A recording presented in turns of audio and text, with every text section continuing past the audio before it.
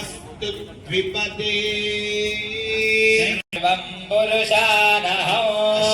पूर्वान् रथमद्याम् अस्ति नाद प्रबोधिनी श्रियं देवे भगवते श्रीर्मा देवी जुषदा सोऽस्मितां हिरण्यं प्राञ्जलन्ति तर्पयन्ति यशसाज्वलन्ति श्रियं लोके देवतिष्ठामुदारा पद्मिनीमीं शरणमहं प्रपद्ये अलक्ष्मीर्वेणश्यतां त्वां वृणे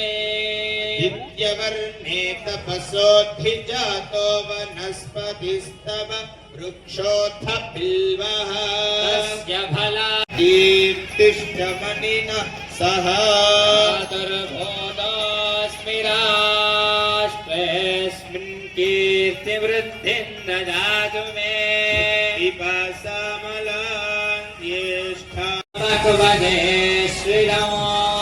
कीर्ते भजतु लक्ष्मीर्मे नश्यता मनसः काममाकूतिं वाचः सत्यमशीमहे सोनां रूपवन्नस्य वरिश्रेश्रयतान्यशः अर्दमेन प्रजा भूता आदरं पद्ममालिनी सृजन्तु स्निग्धानि वीतवत मे गृहे निच देवीं मातरं श्रियं वासज मे कुले पुष्करणीं पुष्टिं स्वर्णां हेममालिनी सूर्यां हिरण्मयीं लक्ष्मी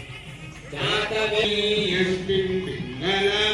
पद्ममालिनी चन्द्रां हिरण्मयीं लक्ष्मीं जातवेदो ममावह महावह जातवेदो लक्ष्मीमनपगामिनी यस्यां हिरण्यं प्रबोधं गावो दास्योऽश्वानविन्द्र सौख्यं लभाम्यहो अश्वदाय च गोदानि धनधानि महाधने मेजुषतां देवीं सर्वकामार्थसिद्धये श्रमोत्रधनं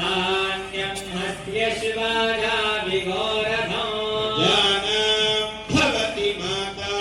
पिबतु वृत्रः सोमन्धनस्य सोमिनो मह्यं ददातु सोमिनी क्रोधो न लवात्सल्यं न लोभो नाशुपपतिः देवोर्वरूपो योरुत्तररूपो आकाशसन्धे आयुः सन्धानो इत्यधिलोका अथादि ज्योतिषं पूर्वरूपो आदित्य उत्तररूपम् आवसन्धे वैद्युतस्य